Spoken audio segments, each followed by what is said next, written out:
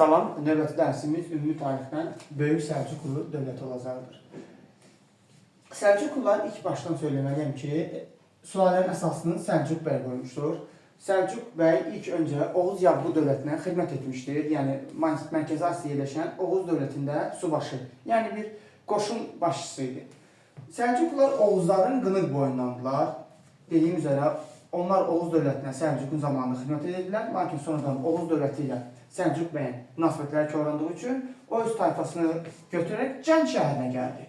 Cənd şəhərinə gələndən sonra isə Səlcuq bəy İslam dinini qəbul etdi, yəni dinini dəyişdirdi. İslamı qəbul etməsi nəticəsində onların həmin bölgədə hakimiyyəti genişləndi və oradakı türk müsəlman tayfaları Səlcuq bəyə tabe olmağa başladılar. Daha sonra Səlcuq bəyin ölümündən sonra Səlcuqlu tayfasının başçısı Çağrı və Toğrul bəy qardaşları oldu. Bu iki qardaş Qaraxanlı və Qəznəvilərə qarşı mübarizə apardılar və həmçinin Səlcuqluların Anadoluya ilk yürüşləri 1015-ci ildə olmuşdur. Van ətrafından gələrək onlar Bizans, erməni gücləri məğlubiyyətə uğratmışlar 1015-ci ildə. Ardınca 1038-ci ildə Səlcuqlular Nişapur şəhərinə daxil olaraq Böyük Səlcuqlu dövlətini yaratdılar. Böyük Səlcuqlu dövləti 1038-ci ildən 1157-ci iləcə mövcud oldu. Dövlətin yaratıcısı Sultan Toğrul, hakimiyyəti 1038-1063. İlk paytaxt Nişapur şəhəri. Nişapur şəhəri Səlcuqlularda 1038-ci ildən 1043-cü ilə qədər paytaxt olmuşdur. Ardınca Səlcuqlular 1040-cı ildə Qəznəviləri Dənnənəkan döyüşündə məğlub etdilər. Dənnənəkan döyüşü bir daha deyirik. 1040-cı ildə oldu. Səlcuqlu dövləti ilə Səlcuqlu hökmdarı Toğrul, Qəznəvi hökmdarı isə Sultan Məsud idi. Dənnənəkan döyüşü nəticələri 1. Səlcuqlular qalib gəldi. 2. Xorasanın fəthi baş çatdırıldı. 3. Artıq bundan sonra Mərkəzi Asiyada əsas qüvvə Səlcuqlular olmağa başladı. Ardınca isə Mərv qurultayı keçirildi. Mərv qurultayının qərarına görə Toğrul Sultan titulu qəbul etdi və qərbə yürüyüş haqqında qərar verildi. Qərb deyəndə Azərbaycan, Bizans nəzərdə tutulurdu. Qeyd etməli ki, Azərbaycanda isə bu zaman, Səlcuqlu Azərbaycanda gələn zaman feodal dağmalı idi, vahid dövlət yox idi. Sultan Toğrul artıq Sultan titulunu qəbul etdi. Dənnənəkan döyüşünün səhərsi günü Mərv qurultayında. Sultan Toğrul fəth olunan yeni əraziləri daha rahat idarə etmək üçün paytaxtı Rey şəhərinə köçürdü. Beləcə, ikinci paytaxt oldu Rey. 1043-dən 1073-cü ilə qədər. Ardınca 1054-cü ildə Səlcuqlular Azərbaycana çatdılar 1054-cü ildə. Bu zaman Rəvvadiləri, Şəhbadiləri aslan saldılar. Həmçinin də Cənub Qafqazın digər dövləti olan Tiflis əmirliyində tabe etdilər. Ardınca Səlcuqlular 1055-ci ildə Bağdad şəhərinə daxil oldu. Bu zaman Bağdadda Abbasilər xilafəti var idi.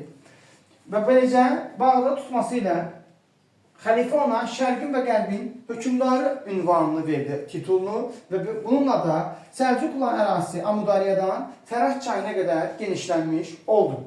Bununla da biz hökmdar Toğrulun dövrünü bitiririk. Bir daha deyir, Toğrula aiddir. 1038-də paytaxt Nişapur olan dövlət yaradılır. 1040-da Dənnənəkan döyüşündə Qəznəlilər məğlubiyyətə uğradılar.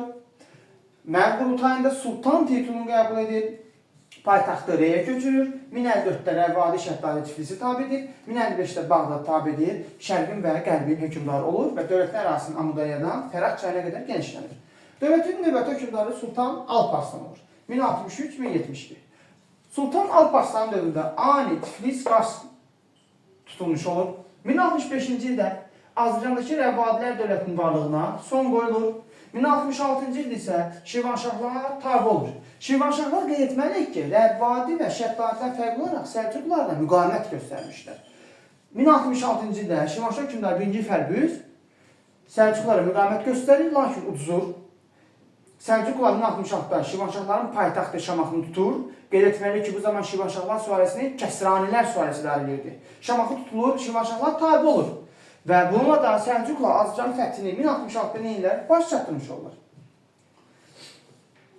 Alparslanın əsas məqsədləri var idi. Belə ki, o, əsas məqsədi ondan ibarətdir ki, Anadolunu, Şərqi Anadolunu fəth etmək idi. 1071-ci ildə Malazgirt döyüşü oldu. Malazgirt döyüşü bir daha deyil, 1071-ci ildə. Bizans imperiyası ilə Səlcuqlular dövləti arasında oldu. Bizans imperatoru bu zaman başçı, komandan Roman Diogen idi. Səlcuqlar isə qeyd etdiyim kimi Alparslan. Döyüşdə qalib gələn tərəf Səlcuqlar olur. Malazgirt hardasa təqribi olaraq düşür müasir Türkiyə Cümhuriyyətinin ərazisinə. Malazgirt döyüş nəticələri 1071-ci ildə oldu. Səlcuqlar qalib gəldi. Səlcuqların qalib gəlməsinin səbəbi o idi ki, onlar bir Turan taktikasından istifadə etdilər, həmçinin Bizansın tərkibində olan Peçenek və Uz tayfaları, bunlar Türk tayfaları ilə. Peçenek və Uzlar döyüşün gedişatında Bizansın tərkibindən keçdilər Səlcuqa. Turan taktikası və Peçeneklərin Səlcuqların tərəfindən keçməsi. Həmçinin nəticədə Bizans İmperatoru Roman Diogen əsir düşür və Alparslan ona müqavilə imzalayır. Müqavilənin şərtinə görə Bizans lazım gələndə yardım etməlidir, xərac verməlidir Səlcuqlulara və Şərqi Anadoludan vaz keçməlidir. Və bu şərtdən sonra Roman Diogeni Alparslan buraxır. Və Ərəb xəlifəsi bu qələbəyə görə Alparslana müsəlmanların xilaskarı və İslamın nuru ünvanını, titulunu verir. Lakin Alparslan əsas düşmənlərdən biri olan Qaraxanlar üzərində hücum edən zaman suiqəstlə öldürülür 1072-ci ildə. Daha sonra taxta çıxır Sultan Məlikşah 1072-1092-ci illər. Məlikşahın dövrü ən güclü dövrdür. Bu dövr adlanır çiçəklənmə dövrü. Məlikşahın daşıdığı ünvan titul cahan hökmdarıdır, yəni dünyanın hökmdarı. O Bizansdan xərac almağı artırır, yəni Bizansdan daha çox xərac alır. Konya, Ankara, Suriya, Fələstin fəth olunur. Dövlətin ərazisi Aral dənizindən Aral gölünə qədər genişləndirilmiş olur. Paytaxtı köçürür İsfahan şəhərinə, artıq bu 3-cü paytaxt olur. 1088-ci ildə Məlikşah Şəddadilərin varlığına son qoyur. Həmçinin Qaraxanlıları asılı vəziyyətə salır. Məcbur edir ki, Qaraxanlılar Səlcuqlara vergi versin. Hərbi sahədə, vergi sahədə, iqtisadi sahədə islahatlar keçirir. Onun hərbi islahatına görə qeyd etməliyik ki, orduda tayfa müxtəlifliyi yaradılır. Həmçinin iqtisadi islahatlara görə vahid ölçü, çəki, pul sistemi yaradır. Və həmçinin də bəzi tacirləri vergilərdən nə edir? Azad etmiş olur. Qeyd etməliyik ki, Məlikşahın dövründə dövlətin bu qədər gücü olmasının, çəkilənmə dövrü olmasının səbəbi onun əsas köməkçisi vəzir olan Nizami Mülkün də əsas payı vardır. Yəni Nizami Mülk də vəzir olaraq yardım edir dövlətin inkişafında. Məlikşah öləndən sonra dövlət çöküşə doğru gedir. 1096-1099-cu illərdə Səlcuqlular Səlib yürüşlərinə, birinci Xaçı yürüşlə məruz qalır. Nəticədə Qüdsü, yəni Fələstini, Suriyanın Aral dəniz sahillərini itirirlər. Dövlətin sonuncu hökmdarı Sultan Səncər olur, 1118-1157. Səncər hər nə qədər Qaraxanlı və Qəznəviləri uçsa da, qeyri-müsəlman olan Qarakitaylara məğlub olur. Beləcə, Mavaran Nəhri itirir.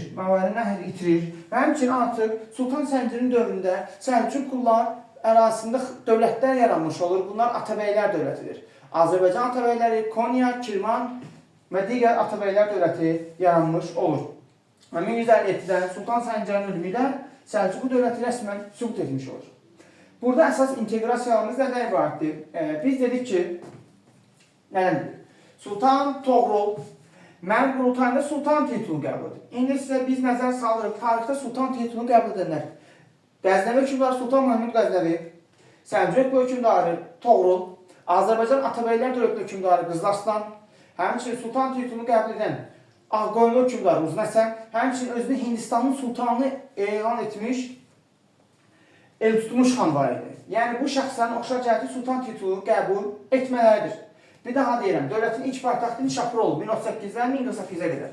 İkinci paytaxtı Rey 1043-1073. Üçüncü paytaxtı isə köçürüb Məlikşah, İsfahana. Nəzər salır ki, İsfahan həmçinin Azərbaycan Səfəvilər dövlətində paytaxtı olmuşdur. Daha sonra qeyd etməliyik ki, 1054-də Səlcuqlu Toğrulun zamanında Rəvadi, Şəddadi və Tiflis asılı hala salındı. Bu zaman Avropada nəzər salıq görür ki, Xristiyan kilsəsi 1054-də iki hissəyə parçalandı, Katolik və Pravoslav kilsəsinə. Həmçinin digər inteqrasiyamız 1066-da Alparslanın zamanında Səlcuqla Şirvanşahlara tabe etdi. Həmin zaman Avropaya nəzər salırıq, görürük ki, Hastings döyüşü. Wilhelm 1066-da İngilisləri Hastings döyüşünü udur, London tutur və beləcə özünü İngiltərə kralı elan etmiş olur. Digər məsələn, əgər sual olarsa ki, Rəvadi və Şəddadiləri asıl asan Səlcuq hökmdarı kimdir? Bu Sultan Toğruldur. Əgər sual olar ki, Şirvanşahları asıla salan bu Sultan Alparslan dövrünə aiddir. Əgər sual olar ki, Rəvvadilərin varlığına son qoyan bu Sultan Alparslandır 1065-də. Şəddadilərin varlığına son qoyan isə Sultan Məlikşahdır 1088-də. Daha sonra gözümüzü çarpan nə var?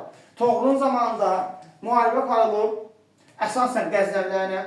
Alparslan zamanında müharibə aparılıb, Şirvanşahlarla 1066-da, həmçinin Bizansla 1071-də və Qaraxanlarla. Sultan Məlikşahın zamanında Bizansdan daha çox vergi almağa başlayıblar. Həmçinin Məlikşahın dövründə asılı salınıb Qaraxanlılar. Səncərin dövründə isə Qaraxanlı və Qəznəvilər məğlubiyyətə uğradılıb bir daha, lakin Qarakitaylara məğlub oldular. Və bununla da Böyük Səlcuq dövlətini yekunlaşdırmış oluram.